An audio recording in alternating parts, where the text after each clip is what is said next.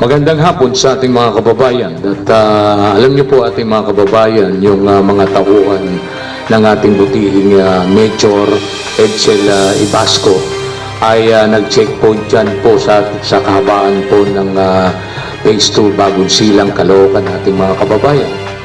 Iba't ibang violation ng kanilang nasasagupa, may walang helmet, unregistered, walang lisensya, mostly ating mga kababayan ay wala pong helmet.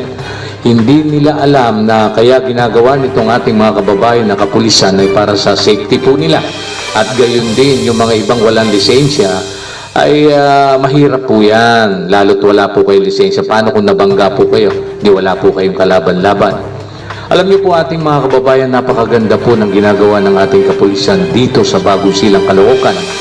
Sa pamamagitan po ng kanilang hepe, si Major Edsel Velasco ay talagang nami-maintain po nila ang routine para mag-checkpoint dyan. Noong nakaraan, nag-checkpoint din po sila dyan sa kahabaan na Langit Road sa may Phase 9. Yan po yung ginagawa nila. Yung mga gumagawa ng hindi maganda ay dyan pa lang po ay ma-checkpoint po na po sila.